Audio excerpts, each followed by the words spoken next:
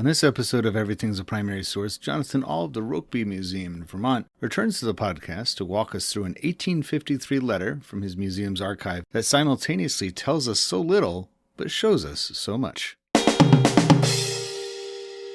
To celebrate the 250th anniversary of the United States, the Everything is a Primary Source podcast is taking to the road.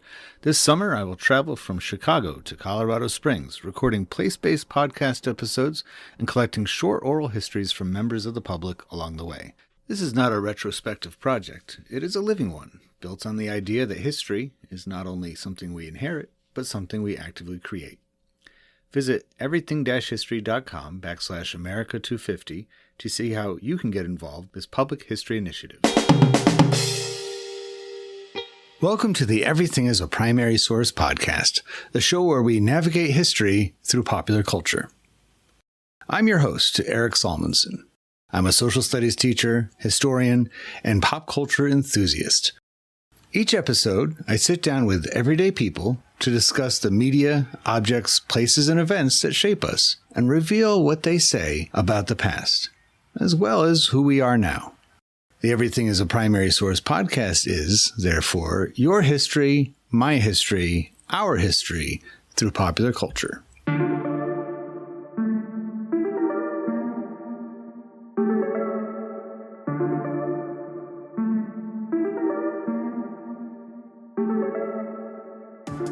I'm so glad to have Jonathan All here from the Rokeby Museum in Ferrisburg, Vermont. And this is not the first time we've talked. We met just a little while ago at the Vermont. They have an alliance for the social studies in Vermont. I'm more familiar with the Council for Social Studies, but they decided to go alliance route. And we had our booths right next to each other, and we were both chatting up what we do. And we found a lot of parallels and connections of what we're all about. And while we were at that conference, we talked about a piece of mail, a postcard, and it got us talking about all the ways that we can learn, just layers of things, ideas, facts, and make good claims about the past through things like correspondence. And so you're telling me about what we're going to talk about today, which was a letter that is a bit unusual for its time period. Do you mind telling us a little bit about what we're going to be chatting about? Yes, I'd be glad to. I should first say that some context for my institution, Rokeby Museum, is the homestead of the Robinson family. They're a Vermont family that lived there for 4 generations, and we mostly focus on the family and what they did. And we do actually have quite a bit of correspondence. I believe the rough number is about 15,000 that we have in our archive, most of which we haven't even gotten a chance to look at. Wow. But to your point, the letter I brought today is one I've chosen from our collection for a very special reason. When you read correspondence, there's really any number of things you can pick out from it. Typically, people, when they write letters, they're communicating news of the family, noteworthy things, perhaps somebody's academic or business achievements, or news of their health is very popular. Some stuff for historians that historians find quite useful is also reactions to local or world events. These are all things that we as historians look for. But what's fascinating about the letter I've chosen is that it really doesn't tell you anything that would be of any interest to anyone not directly related to the family. There is quite literally no news in this letter. And that is exactly why it is actually, somewhat counterintuitively, incredibly valuable for us. Because it really does show a side that does not normally come through in correspondence. So I imagine if we contextualize this further out, we're talking 1853. Yes. And this letter that we're looking at is from whom to whom and why? This letter is from our 3rd generation of the Robinson family. He is an adult, Rowland E. Robinson. He is writing to his mother, Rachael, who is out of the house. She is currently taken ill. She's spending time recovering at a relative's, and so he has taken upon him to write. He actually says in his first line that he has taken too much time to write, and he says, "I fear that thee must have almost despaired of hearing anything from thy too neglectful son." And you already have quite a window there into the author and their connection. And if you're wondering about the thee and thy in 1853, the Robinsons were Quakers at this time. Okay. Rowland himself was raised as a Quaker. And for those who don't know, that is a religious group. And among the many things that they do is they adhere, or they did back then, to what was known as plain speech. And what that means is they do not use articles such as you. Instead, they use what are sort of more archaic terms such as thee and thy, which are considered, or at the time of Quakers' founding, was considered more casual and Hmm. more friendly. So that's an interesting dynamic is that Quakers, the Society of Friends, we usually think of as being, especially in that era, a bit progressive. They had views about women's role in society, and they were largely, I think there was earlier in that century kind of a order went out that any Quakers that owned slaves had to get, to set them free. And then Quakers by and large became abolitionists and very active in Underground Railroad, especially.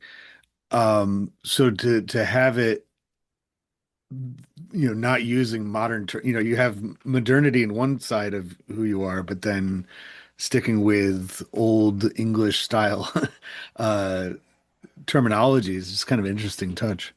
Well, you've actually stumbled, Eric, there on a very interesting sort of dynamic of Quakerism, which is sort of, as you said, those sort of two competing sides. I will say that one of the other sort of adherents of Quakerism was this idea they were against any sort of hierarchy in social status. That is why they use the term friend to refer to each other instead of Mr. and Mrs. Same exact thing with you. You going way back to older English traditions was sort of itself a bit of a hierarchical way to address somebody. That's why they're using the older, more neutral terms. And yes, Quakerism's branches of Quakerism's was also quite progressive, believing in nonviolence, women's rights, abolition. And as a group, you are correct that very early on they became opposed to enslavement. That's sort of how the Robinsons factor into a larger historical story as well. I suppose this is just such a great like moment in time that's been frozen in this letter. And that whole era, I mean, mid 19th century, the entire 19th century is so often overlooked for its remarkable revolutions that took place. Just the entire century is a revolution. The beginning to the end of it are two different worlds that exist in so many different ways. And I feel like groups like the Quakers, which pre-exist the 19th century, but they were one of many that were constantly kind of testing themselves, like reacting to the changes going on. And like, how are we going to handle this change? How is this going to, work with us or against us? How do we adjust? And it seems like discipline was, temperance was kind of the rule of the day. Mhm. When you were describing this letter to me a few weeks ago, all I could think of was the orchard house in Concord with Louisa May Alcott's home. And because I've been there a few times and I've seen all the Little Women movies. And so I have this like image of a 1850s, 1860s, I guess is when that story takes place, parlor scene with, they weren't Quakers, but the Transcendentalists do share a few of the same kind of qualities, and they were temperance people, and they were reacting to what they saw, rightfully, as this wave of modernity that was going on in the 19th century. It's like, which of this stuff do we like and which don't we we don't like? How does this, challenge our belief system, our social structures? How does it conform to them, or how do we, behave ourselves or not in accordance with that? So, um, I what makes this particular letter so unique when it comes to um, most correspondence? Like you said that, usually it's like check-ins on health and Right. reactions to world events or local events and gossip, maybe. But this one is like descriptive, right? Yes, I'm glad you brought that up. Because it's funny, we were just talking about Quakerisms and the sort of big, massive social movements of the mid 1800s, and those are the things that pop up in the letters quite a bit. But this is a letter from a son to his mother who's away from home. And what is so unique about it, and is kind of funny, a lot of times when you read correspondence, you find many people did not quite like writing letters, or at the very least, they found it quite difficult. They would talk in their letter directly about not having the time, not having enough to fill the page, sort of rambling.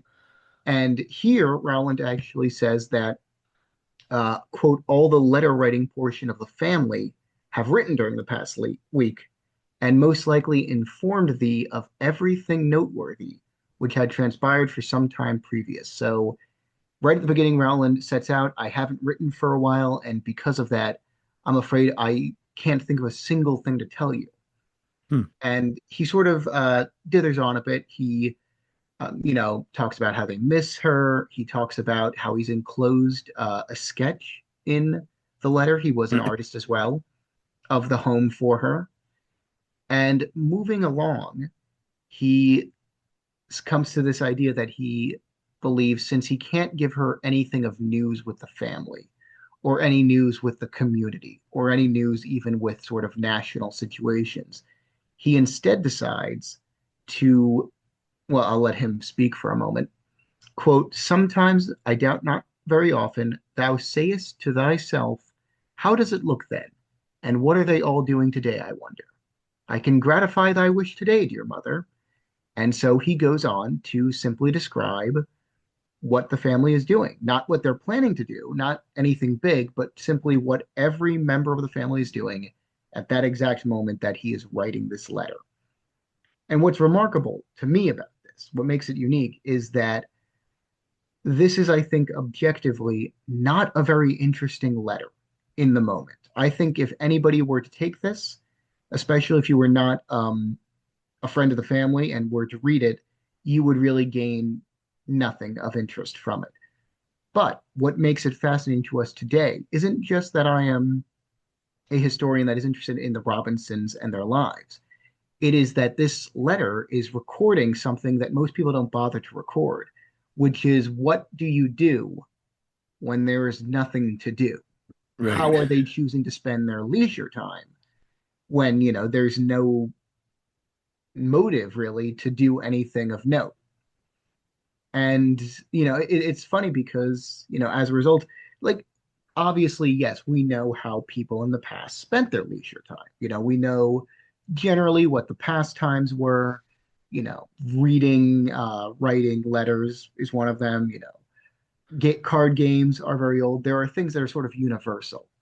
But here we have not just relaxing, but just a clear sense of people that have nothing that they need to do and are thus choosing to do nothing. And that's something I think that we might not think about too often. And so that's sort of what's interesting to me. He just opens a window into the life of the Robinsons at this exact slice of time on this exact day.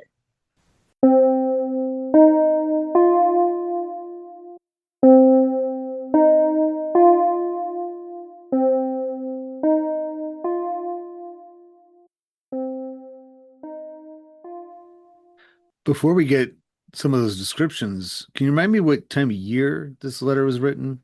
I can. So this was written on September 18th of 1853. So it's fall. Yeah. I should also mention, I think I might have said that Rokeby is not only the homestead, but it's the farm as well. So these are farmers.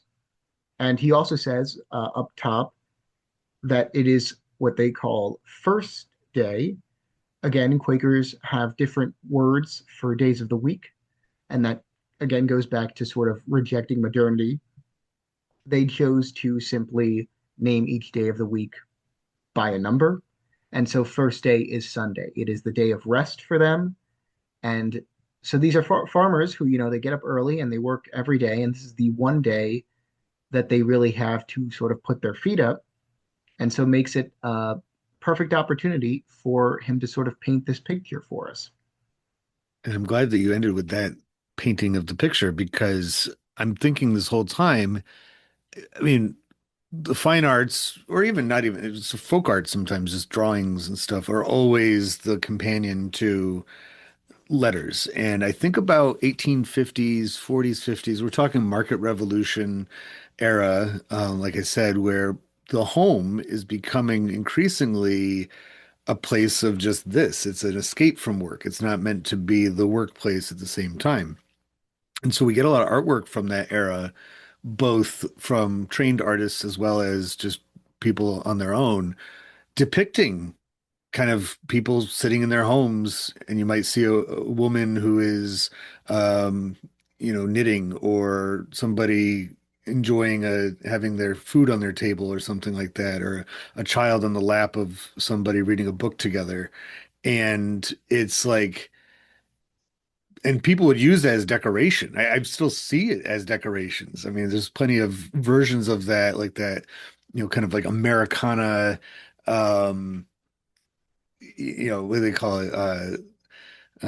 Primitive art that you can find at craft stores and stuff, where they depict a very simple looking household from middle 19th century, and people are just like sitting at a table staring at each other, or it's like they're trying to get this idea across of the home is not just where you end up to go to sleep and have a few meals, but it's a place to spend time. And Right. and the fact that he misses his mother means that she was a figure in that equation on a first day, uh, so that during the day of rest, and that she was probably, if she had been there, was doing something, and she probably really appreciated getting that kind of information too, so that she could imagine everybody in their own mind doing these things. Yeah, and I think also if we're talking about sort of the changing moods of the time period, this is also where we're starting to get, as you were saying, people thinking differently also about the family and the home, the sort of beginnings of that cult of domesticity that, was very popular in Victorian times. This idea of, home being, as you were saying, a place to rest, a very private, intimate space, really strengthening the ties of family. Because, of course, all of this was important beforehand, but you also have to consider how much time of people's lives before this was really spent on, uh, you know, sustaining their lifestyle, and whether that, working, kind of, surviving in some way. And I should also mention, as you may have guessed, the Robinsons were also in a higher social status at this time. They had some money. So even though they were farmers and they were working the land, they also had quite a bit of money. They were able to build an addition onto their house. And as you'll see, as I get into reading this letter, there are quite a few rooms. People are sort of spread out. In most, I think, typical homes at this time in Vermont, everyone would probably have been in the same room, possibly, working around one central space. But you'll see he is actually, Rowland in the letter, names several different rooms. And there's sort of a bit of personality, not just to the figures of the family, but even the rooms that they're in. Kind of the Hmm. rooms that they are in, they are sort of lending a certain personality as well. I love it. I can't wait. So this is, it's said at the top, and I'll say it again. This is a little bit different than usual. Normally, when on these podcasts, we'll take a piece of popular culture. And I think letter writing for the 19th century is the pop culture of that era, at least part of it. But normally it's like a movie or a TV show or a well-known book or something like that, in which both of us have quite a bit of insight on it. So this is a little bit different because you are the one who has the letter. I haven't seen it. So what we're going to do is I'm going to take the question from my list of questions, this one fits perfectly into it.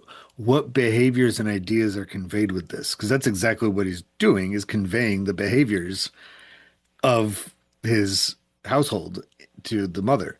And I think with each one of these, we'll use the elements of it as a way to say, what does this tell us about the last decade before the Civil War, that right in that middle part of the 19th century. What can this help us with? So, why don't you go ahead and we'll take it excerpt by excerpt. Yes, I was actually thinking of how to do this. So what I've done is I've sort of split the letter into two pieces. It was 2.5 pages. We won't read the whole thing, but I've got one that mainly focuses sort of on primarily on the family figures and what they're doing, and then the second excerpt has quite a bit of physical description of possessions, which I think is very interesting. So I'll start with sort of what the family's doing. And also, I should say as well, Rowland, like many people in his time, handwriting was not the best. So there are some words that are a little illegible to us. I think I only left one or two in. So if I stumble on a word or I have to say something, that just means that there is a question mark in place of that in our transcript. So, Oh, Rowland, he could yeah. have worked on his handwriting better for us. All right. So let me just jump into it for you today. All right. So, quote, this is first day and nothing doing in the way of work. It is very quiet, no noise more than the sighing of the wind, the singing of the hen, for I suppose it passes for singing among them and must be called so, and Rowley's prattle as he crawls about the house, inside and out, asking all manner of unanswerable questions. In the south room lies dear father on the setter, fast asleep with the last telebum just falling to the floor from his relaxing fingers. By the southwest window is George in a lazy chair, with one leg thrown over an arm of it, a pipe in his mouth, a book in his hand, and one of his hats stuck on his head very far forward. The room don't look tidier than normal, for Rowley's blocks are scattered about the floor, and there are plenty of pipes lying in the windows and on the stove. Naomi and Eliza are bustling about in the kitchen, intent on getting supper ready. The cats have retreated to the shelter of the meal chest and set up their backs and swelled at their tails at Di, who has come in to examine the chance of getting an early supper. Di has grown very handsome this summer. And I'll end the quote there on our first excerpt. So you have a Wow. smattering of family members and behaviors, and a couple little hints too about sort of how this family likes to spend its free time. I love it. I feel like in movies and television in recent years, especially period dramas and such, there's an emphasis on realism, that they really want to depict people as relatable to the modern person rather than without losing the actual accuracy, while and making the people that they're showing seem more animated than what we would get in a portrait or something. And what you just described would be like I'm almost picturing a great director reading something like this before writing or design, setting up a scene, because we usually think of people in any time before, I don't know, the 1950s as being proper and Mhm. always, and here we have a man sleeping on a setter on some kind of furniture, like a couch type thing. And then is it his brother, that the writer's brother, that Yes, the writer's brother, who George Robinson, at this time, he is as the eldest son, he is like the second hand of the father and running the farm. And you can see he is also, yeah, I think I know what you're going to mention, which is the very unique position he's in. I yeah, think one that's very recognizable to the modern listener. He's sitting in a lazy yeah, chair. And I would say some people, I think, would probably not think that a lazy chair existed in 1853, perhaps. right, But he's in the lazy chair. He's got a pipe in his mouth, a book in his hand. He's got a hat stuck far forward in his head, and he's got a leg thrown over the arm of it. He's sitting yeah. sideways in the chair, like a very, as you said, improper, what feels to us maybe like a very modern kind of sitting. Yeah. I mean, we are using either devices or even just reading books or anything like that. Your your brain doesn't really mind if your legs and arms end up in these weird contortions because all it is you're looking for comfort. You're looking for a way that you can be focused on whatever it is you're looking at and not care exactly how you. And so sometimes if you see somebody like deeply engrossed in a book or something like that, you're like, why are you laying upside down on this couch with your, like, oh, with a pillow under your head or something like, oh, it just was comfortable. And so that's why I'm picturing this guy. It's like he is.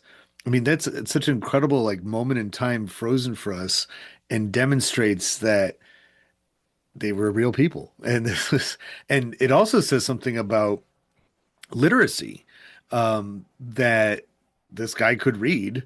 And that's such I mean, you see it in signage everywhere in every library of like, reading is your gateway to the world. And it's right. I shouldn't say it in a farcical way, but like that's being demonstrated here that he has learned to read and is reading for enjoyment, not just for getting by in life. Right. Well, very true. Yes, because as a Quaker, they would have absolutely educated their children. And as the eldest son who needs to take on the family business, George obviously would need to be literate himself. But yes, as you point out, they are also reading for pleasure, which is one of, again, those sort of universal pastimes and quite popular. I think something that is interesting to point out as well, because we were sort of talking about, you had asked earlier what time the letter was written. And we can also sort of suss out from what's being said here what time of day it's being written, even because he's said to us that Naomi and Eliza, who were actually servants hired by the Robinsons, are bustling about in the kitchen, intent on getting supper ready. So supper would have been what we today would have called dinner, the third meal of the day. And we can't obviously nail down the exact time they would have served that.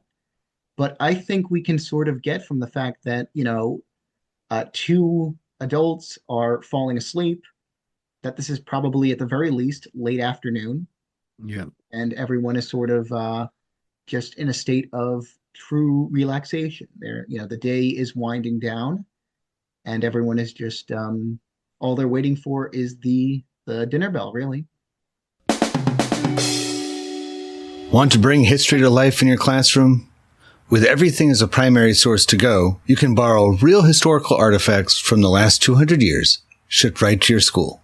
It's hands-on history, paired with ready-to-use lesson plans and classroom activities that make the past come to life for you and your students. Whether you're teaching the Industrial Revolution all the way up through the Communication Revolution, there's something in our collection for every era. Visit everything-history.com/EPS to go and start transforming your teaching today. That's everything-history.com/EPS to go, because history belongs in your hands. It's also very modern of them because having a day of rest was something that the modern times didn't didn't return to working people until the end of that century. And I know Sundays have what we would call Sunday, they call first day, but there is some sanctimonious, it is a sanct I don't want to say sanctimonious, it sounds bad, but it is a important day. And normally you don't have any kind of work except for the servants, obviously, but um the people in the factories, people in the mills, people that worked in the railroads and things like that, all the live long day always had to, that it was scrape by to get that kind of leisure time for themselves. And they weren't really able to secure it into the 20th century in some cases. And here are these Quakers who are already enjoying it in 1853, that they have, if this was 150 years later, they'd be watching football probably, right? On Yes, September I would say 18th, it'd so. be like week number two or something, and they would be um, engrossed in that. And everything else that you're describing could honestly be in any other time. I mean, I love also that there's cats that are Yes. mentioned, and that shines a light on something that is also often overlooked is the domesticated animals in your home. And if, especially a cat, I think in any time period, I know right now our cat is doing its job finding mice and protecting the house from them. And I assume that's one of the reasons that people would have a cat back then. But cats being considered kind of part of the family, having names and, hoping to get their dinner early and things like that or their supper early it's another clue in on society of the time. Right. I should also note as well, which I think is kind of goes back to this being a bit of an unusual letter, is that I should mention Rowland Robinson. I said he was an artist. He was also an author, or rather, I should say he was destined to be an author. He did not start writing published works until much about 20 or so years after this letter is written, but you sort of already see his skill at it because he's writing this to not only inform his mother, but clearly to entertain her a bit. And there's a real color to the way he's describing the world. And I love that you brought up the cats because you are right. Again, sort of, there is a real mixing here of both practical and sentimental value of these animals. The cats on a farmhouse, absolutely important for managing rodents and the like. And yet at the same time, we're seeing, a real personality being ascribed to them because he's not just describing the cats, milling about the kitchen, but they've retreated to the shelter of the meal chest, so they're hiding, and they've set up their backs and swelled out their tails, so you can hear them almost hissing at die. And that really that combined with the line that Die has grown very handsome tells us this is not a person, but another animal. And so that I believe is quite obviously the family dog. They owned quite a few Mhm. dogs. Uh, and again, dogs, another perfect example. Practical, especially for a family like the Robinsons who do hunt, and yet at the same time, clearly a deep affection for them as well. And you have that sort of classic dichotomy of the cats and the dogs. The You cats, you can yeah. Yeah, you can see the direction that this is going. That I don't know if it's exactly right on point, but I think the woman responsible for creating the Humane Society or the animal protection organizations in the later part of the century may have had some kind of Quaker upbringing or something. Maybe I'm off on that, but it just seems like even if she didn't, just this if the home becomes that much more of a temple or a place of rest and actually enjoy it, and the animals are invited to be part of that family instead of just working all the time, then it's only going to be a matter of time generationally before people start organizing and putting forth efforts to help protect the animals and make sure that they are living their best lives instead of being abused or neglected and things like that. So this is like turning point for certain for our world is being represented in a lot of ways in this letter. So the second excerpt is more about the parts of the house. Is that what you're? Yes. Well, he has more attention towards some of their describing physical objects rather than just the people. And we already got a bit of that before. It occurs to me that I should have mentioned. I'd said Naomi and Eliza, the one making supper, are the servants of the family. I don't want to give an impression to any listeners that this is sort of, they might be picturing in their heads maybe like a mansion, like kind of like a big estate. And, so they did have servants, people they paid that helped them with domestic tasks. This is because they were a relatively small family. But also important to know is that Quakers, again, did not believe in hierarchy. So even though they were paying these people to perform certain tasks for them, there was a much more familial relationship that they had Yeah. towards them. And I think at least part of that, or at least part of, they're not the same as people might be imagining a butler, is in the excerpt. They did mention that the room is not tidy. The room don't look tighter than normal, for Rowley's blocks are scattered about the floor, and there are plenty of smoking pipes, lying in the windows and on the stoves. So this is a bit of a messy households. So I just want to have people kind of carry that in their mind as well when they hear them talking about like the help. When he when he talks about the blocks, is that the child's blocks or Yes, we can, I think, directly connect that to exactly what you're imagining, which are building blocks, sort of another universal, well, we wouldn't call them a pastime, but certainly a universal toy for young children, and just sort of another way that you really do see the sort of sentimental value of what he's describing as well. You know, okay. So he had said earlier, yeah. is it a younger brother, Yes, the youngest? yeah, Rowley is this is actually, I believe, our he's Rowland, so Rowley would have been I think the cousin. He there I should mention, if I sound a bit unsure, it's because Rowland was a family name. Okay. So there was a Rowland in each generation, sometimes two or three when you look at like who the siblings married and then they had their kids. I believe this is Rowland's nephew. So this Okay. is the son, the infant, or rather, very young son of his sister, Anne, who is married and will come up in the letter later with her other child. Yeah, because she has her other child, Agatha, with her as well. So this So is Rowling. it started out as Orchard House in my head, but now it's starting to sound more like Roseanne's house with like toys everywhere, and it's like again super relatable. It's like thanks for having this kid over at this time because then you added this layer of child culture of the 19th century too being represented. That kids are playing with toys because that's what kids do, especially on, you can't like my son when he was young we would have quiet time. Like it started as nap time, but after a while he just stopped taking naps because he wasn't tired enough. Mhm. But we'd say quiet time, just you spend time in your room, no distractions, nothing like that. But because he was a kid, he'd always end up playing. Like he'd find a toy or many and play with them. And it sounds like the same thing's happening here where it's like, yeah, this is for the adults. We can handle spending all day just kind of lounging around, but a kid is still want to be busy, and it sounds like he's been busy. But going back to Right, the help, one thing that also I think we can just agree on is that this is also employment that they're offering people.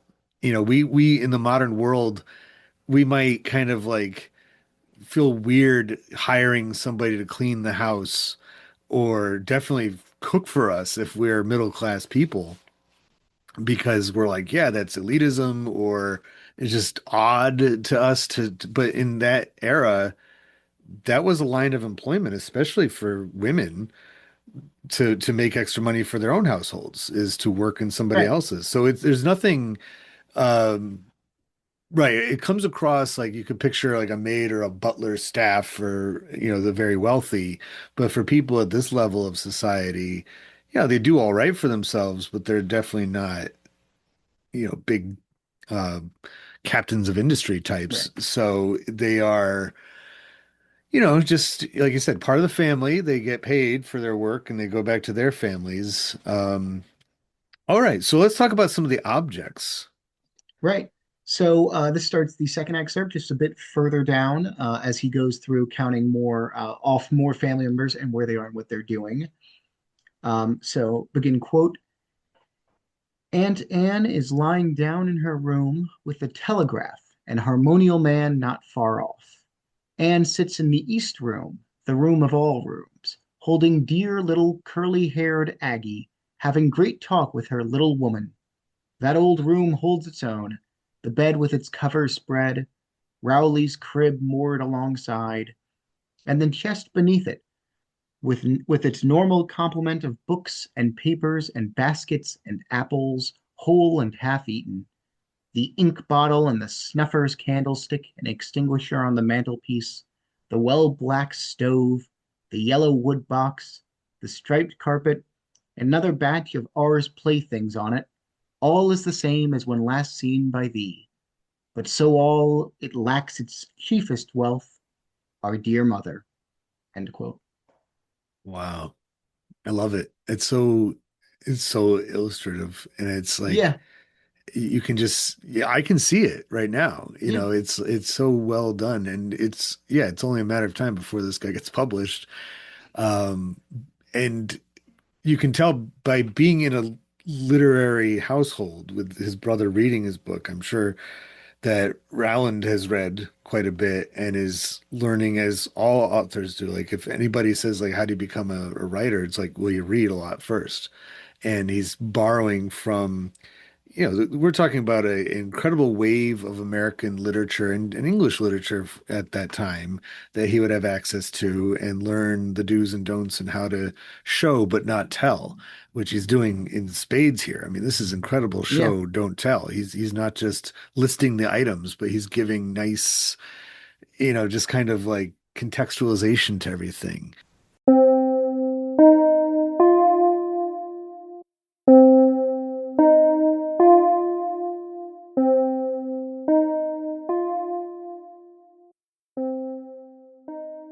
Now, did he say telegraph in there? Yes. So, and I thought you might pick up on that. I should say telegraph is actually in quotation marks. The Telegraph, the Vermont Telegraph, was an anti-slavery paper written by Oh, their good friend Orson S. Murray, I believe. So, and they were, again, if I hadn't said this explicitly before, they were abolitionists, a very strong radical abolitionists. So they would have kept up with all of the latest news. Harmonial Man is a bit trickier. That could be another periodical. It sounds to me more like a book of some kind, or possibly a tract. There are multiple results that come up that it likely could have been in this time, but again, speaks to, as we've been bringing up, this great literacy in the house of, everyone having sort of their own personal um, reading sources. Some are reading newspapers, some are reading what might be the equivalent of sort of self-help books in terms of religious guidance. Or, I mean, we don't know what George is reading in his lazy chair. They just say a book in his hand. It really could have been anything. It could have been yeah. a novel of sorts. It could have been, a book on nature. It the Robinsons had quite an extensive library. So, I mean, again, the books are just so prominent here. You'll forgive me if I keep comparing this to movie making or Go television right ahead. making, Yeah, that's sort of more but in the I think, wheelhouse as I get it. So, yeah. yeah, but I mean, it's like when we watch movies that are set in this era or really any time in the 19th century, we don't ever, we usually don't get like one of the messages we usually get from those kinds of things is like you should be glad you live in the modern era because people back then like at any time like a kid could fall sick with some terrible illness and there was no way to save them or you know there was always something tragic happening and you know it was or you didn't have the nice things around the house, but what we're getting here is actually what I would imagine is the more accurate depiction, which is actually something I'm pretty envious of. Like I would love it if we lived in a world where he actually legitimately has silence around him, right? Like there's Yeah, you know like if you try, even if you're in the middle of a field in late November, right? And all the you're like, okay, is it silent? No, I can hear a car a mile away, right. you know, or like some weird humming sound coming from those wires on the other side of the tree line. Like it's like we don't have silence and we haven't as a society in well over 100 years, but he actually has silence. And when we see like the way that movies are made about that era, they might give us a little shreds of everyday life, but for the most part, it's like, here's something else that's awful about living back then. You know, here's Right. something that you didn't think about. But we don't have anything awful here. It sounds like here's some kids' toys, here's reading material, here's, you know, you can smell the sense of food from the kitchen because it's being made, and it's just like a nice, it can almost feel like the warmth of a mid-September afternoon. Well, I think there's a lot of things to pick out there as well. I would say also, like, you're very right that he doesn't have he doesn't have intrusive noises as we might have today. No one's got the game on just playing in the background. But it isn't total silence because he's also got the sounds of the family. He's got Rowley, the little kid, babbling, in sort of baby talk as he crawls around. He's got the sound of supper getting ready, and it sounds like he must hear the cats reacting. And Anne, I should mention there are two Annes in this letter.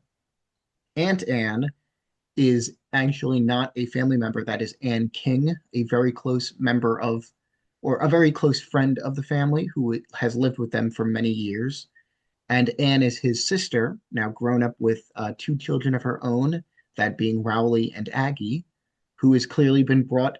She's also, she lived in Waterloo with her husband, Lloyd. And so the fact that she's at Rokeby at this time means that she is staying with her family. She's clearly brought a lot of things with her. And I just want to point that out because I think that also, again, speaks to this development of sort of the domestic sphere. This is a large family of both blood relations and also close friendships that have come together and have made like what is clearly a very busy household. There's a Yeah. lot going on here, but it's to your point, a busyness that does not strike us as anything negative. This is kind of what I mean. We had said this before you had started recording. It being just a week or two after Thanksgiving now, but this is sort of what we only get these days with Thanksgiving, sort of a great gathering of people to your home, Yeah. this sort of shared rest and relaxation in the modern world, unless you are a member of a very large family yourself. To someone like me, this is something that I really only get at special occasions, sort of a glimpse into Right. this world of close family ties, shared experiences, and this just great comfort with each other that you don't have to be constantly entertaining each other.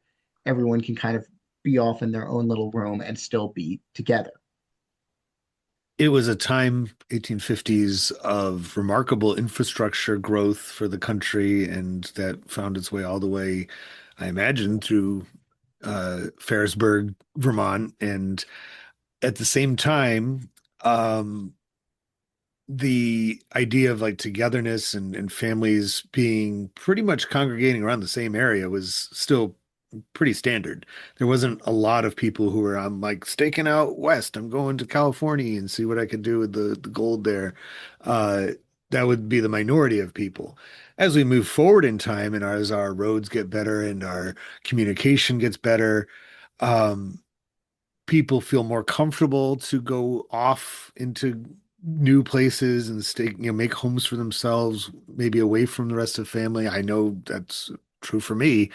And I always get a little bit kind of wistful when I am around when I did live in that region, not far from where the Rokeby homestead is, and the farm on the other side of Lake Champlain in New York. My closest relative was like 4 hours away. Mhm. Um, but I always got kind of like jealous in a way of my some of my friends who were like, "Oh yeah, I saw grandma this weekend." I'm like, "Oh, where does grandma live?" Like half a mile away from my house. It's like the families still stay pretty much together, and so like Sunday or first day, you would have your family supper, and that was something that continued well into the modern era. Like, you just meet at the house and that's where you kind of like catch up on things and get ready for the next week. Um, I can sense that here too. So what's the distance from where the daughter lived to their house? Was it something that she would have come over just that day, or do you think she was living No, no. there? I mean, Waterloo, New York would have been a trip of several days. Oh, New And I York. think, Okay, yeah, that yeah, yeah. I thought you said water. I thought it's no. water something Vermont. Okay, so yeah, Waterloo, New York. Yeah, that is pretty far away. So Well, and, to your point, it is a fact that, a lot of people did in the past sort of stay where they were born. That was very typical. But there were also a lot of people who did have to sort of light out and stake a claim, go to where there were jobs, go to where there was property to, purchase if they're trying to make a name for themselves. But what you often see in correspondence with this era is this longing to be with the family. Like the family unit uh, is just such a important thing for this period in the 1800s. And again, it lends, I'll keep saying, into that sort of sense of the domestic sphere that really becomes perfected just a few decades on in the sort of like late 1800s. I mean, when I read a letter like this, what just jumps out to me is just like sentiment, like the sentimentality of what he's writing about, to the point that it almost is, you know, a cynic might even call it, kind of oozing with sentiment. I mean, the very Yeah. last line, he lists all of these possessions, these familiar objects to his mother, and he ends with even with all this that he's described, it lacks its chiefest wealth, the greatest possession, you. Like this is a letter written to written by a man to his mother who is away from home for a time that is clearly unusual for them, and it really does have this deep sense of longing of not being homesick on his part, but clearly trying to assuage what might be her homesickness, you know, trying to make her feel as closely as he can the family, the presence of the Hmm. family, and uh, and their feelings for her. Did she recover from her illness? Did she Oh return to yes, the no, she was household? not. It was not serious. It was not a serious illness, but it was simply a sense of being away from the family, Okay. which was very important. It was a very important thing for the Robinsons certainly, and for I think most people of the era. Now, you said that the collection that your museum has is something like 15,000 I believe letters of so. Well, correspondence. So this here's one a being yeah. saved does not necessarily like make it that they were sentimental about this particular letter. But I guess if you hold on to all that paper, it must mean that the family overall felt it important to hold on to things and not throw anything out. Well, they were pack rats, and to give you a sense, this letter that I pulled in our archive comes from box 55, folder 11. So that gives you a sense of, and folders can hold anywhere between 5 to maybe 12 letters in them. So just to give you a Hmm. sense of the sort of amount I'm talking about here. And yeah, so I don't think there was a motive necessarily for holding on to this. Um, but I don't, but that doesn't mean that it wasn't a source of sentiment to them. I can't say that they would have ever really maybe picked this out to look at, but I sort of jumped past it because it was not one of the excerpts I had read. Um, that being said, he does mention in his letter that he is enclosing a sketch of the house for her, which he says is, quote, in compliance with thy request, which is why I had said um, his mother must be feeling homesick because she has reached out to her son, who again was the artist of the family, and is requesting a physical representation of the home she can't be at. And so I think uh, that does sort of speak to maybe the letter does have specific sentimental value Yeah. to the mother. I couldn't tell you where this was in the collection when we first found it. Perhaps it was with the mother's effects. Maybe she sent another letter that said, "Not good enough. Build me a dollhouse with dolls depicting what everybody's doing right now, so I can see what they're." And he delivered I'm on sure that one Rowland too. would have. He deeply cared for his mother, and he does actually in this excerpt. Most of it is the one I'm not reading you about the sketch is apologies for certain deficiencies he sees in it. He was an artist; he had an artist's eye, and he says he didn't. He says at one point that um, I must, I'll quote him. I quote, I must say, in excuse of the want of light and shadows, that the light was so constantly shifting on the day I made the sketch, the sun shining one minute and going behind the clouds the next to come forth as soon, that I didn't attempt to do anything at shading. So even here, he's sort of half apologizing because um, he doesn't think it's up to his standards. This drawing he's doing for his mother. Well, I think that this, like you communicated to me before, this was such a neat, unique, and telling artifact. And while it doesn't stand out as on the surface, it comes across as a very straightforward traditional style primary source. The fact that it has all these elements to it in that it's written in such a different way than usual, I think qualifies it as out of ordinary or non-traditional primary source, which is what I'm all about. So I really appreciate you taking the time. And thank you for taking, on the behalf of everybody that's ever been to your museum, thank you for taking the time. You're a credit to the Rokeby. And where can people who want to visit, first online, but then also in person, how can they best go about doing that? Well, thank you for your kind words. And yes, if you are interested in learning more about the Rokeby Museum, we are much more than just the story of the Robinson family. We are primarily about the Underground Railroad and the story of abolition. If you want to know more, you can go to our website, Rokeby, that is ROKEBY.org. And if you're interested in coming to the museum itself, we are currently in our off season, but we will be opening up again on May 10th of 2026. And then we will be open every single day from 9 to 5 until, sorry, from 10 to 5 until October 10th of that year. So plenty of time for anybody to stop by. I'd be happy to talk to anybody when they're here. And thank you And, again for lending me your ears and letting me talk a bit and if you about go on the, September 18th, maybe you guys could get some, first person role players yeah. to, on September 18th, portray that entire scene. That would be kind of cool, Well, actually. actually, yeah, if you come on September 18th, what you could do is take the house tour and you could see each of these rooms that he's describing. And you Yeah. can sort of visualize the people based on the letter in the rooms themselves. One of the things that I think is frustrating in a way is, like you said, they were involved in the Underground Railroad. I'm assuming their actual home or their farm itself had, even if there were people who were on the run, he would never have mentioned that in letter. That would have been too risky, correct? To It's indicate any very like that.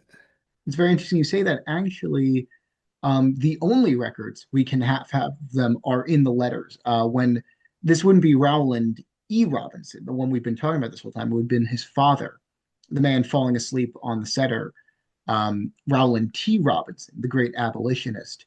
He wrote quite a few letters to his friends, some of which do discuss um, what we refer to as freedom seekers, self-emancipated men and women who are fleeing from the South to the North. And as for whether or not it was safe to discuss them, one of the things we really stress at Rokeby is just the nuance of it. So in some of these letters, they're very upfront that they have another what they referred to as fugitives that have come their way and they want to get to a safe place or up to Canada. And sometimes they're a little more coy about it. They're using names that appear to be pseudonyms, fake names to protect their identity. Sometimes they're just a little coy about where they're going or where they're staying. It really does depend because when you talk about the story of abolition, you got to remember you were talking about a period of 30 or 40 years in which circumstances were constantly changing drastically Yeah. for the enslaved in this country. So, and those are Well, things we, especially 1853, that's the Fugitive Slave Act gets oh, enhanced, yes, yeah. right? And it extends all the way up to the north.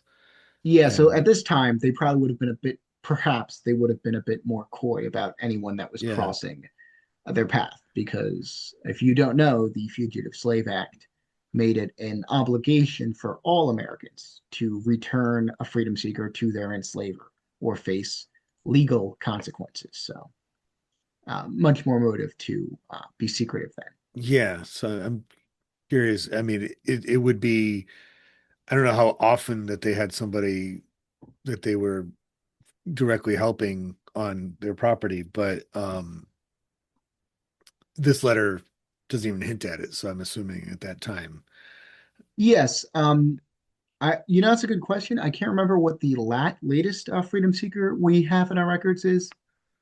I do know quite a few of them were from the 30s and 40s, though, so where there was a little bit more leeway.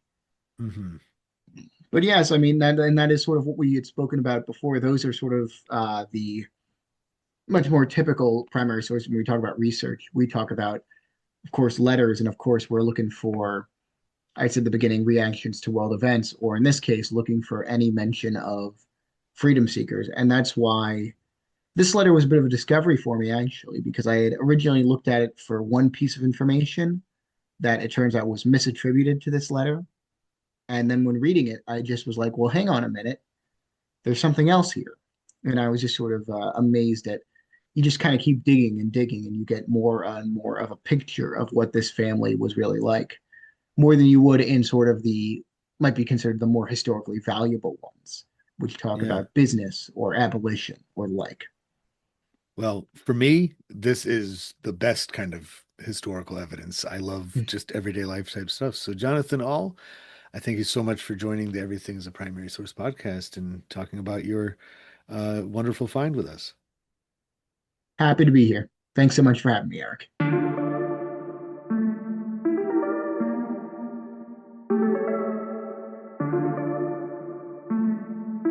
Popular culture, by definition, connects and unites us, and proves that people of different backgrounds, in fact, have a lot in common with one another.